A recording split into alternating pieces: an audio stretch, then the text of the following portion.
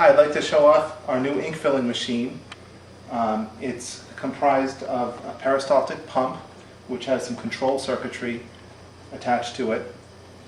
It also has this section here, which contains a pair of pinch valves and a mount for a needle. I'm going to show all the different parts, then we'll put it together, run some ink through it, show how it can be used to fill cartridges, and also how quickly one can switch from one ink to the other. This section here is the pinch valve assembly. It has two pinch valves. Each one is going to take a piece of tubing. It's going to be run through it.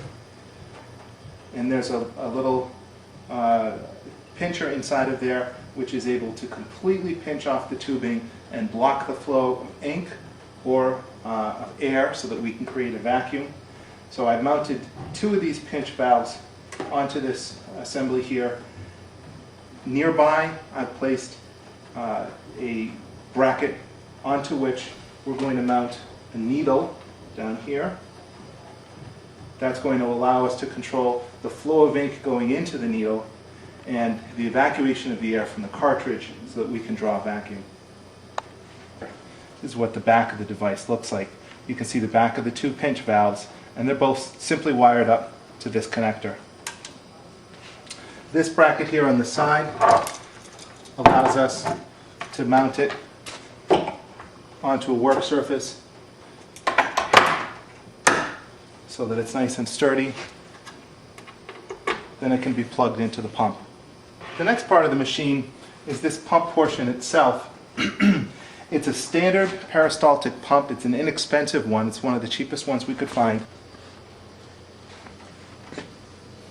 We have an off delay timer. This is set to 16 seconds. And an on delay timer, which is set to 8 seconds. This allows us to control a vacuum time and a fill time. This is another relay that's just required to transition from the AC to the DC. This is just a transformer that we use to produce 12 volts of DC, which is required by the pinch valves.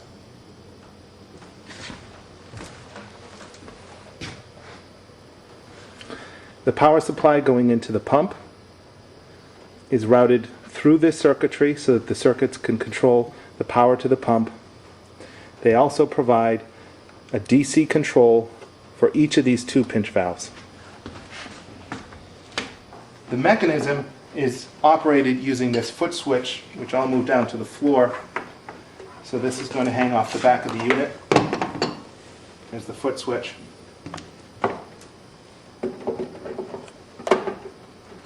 And we just put this plastic cap on top to keep the electronics safe. So the machine is used in this way. The pump is placed near the valve assembly. The valve is clamped down to the table and plugged into the side of the pump. This foot switch is placed on the floor. Now we're going to route some tubing from an ink bottle through the pump, through the valve, up to the needle, back through another valve, so that it can dump any waste ink back into the same container. We have several of these assemblies of tubing back here. They look like this. We have 1/4-inch tubing connected to a T-valve.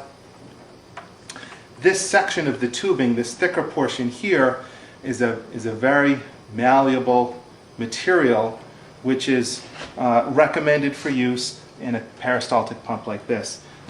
This portion here will be placed into the pump, and that pump is then going to be able to draw a vacuum. This is a very inexpensive set of tubes to put together. It's very easy to make a set of many of these. So when you switch from one ink to the other, it's simply a matter of taking one set of tubes off the machine and putting another set of tubes on, and you're ready to continue filling. And we'll show you how quickly that can happen. I'm going to take my tubing and connect it to the machine. First I'll connect it onto this bracket, which holds the needle. then I'll pass through this pinch valve, and that'll go into the bucket of ink. This other piece of tubing goes through this pinch valve, and this is the section of the tube that is the thicker malleable tubing, which it works well with this pump.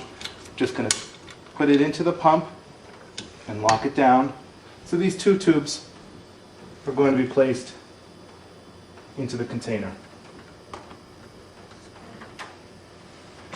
We'll add a needle.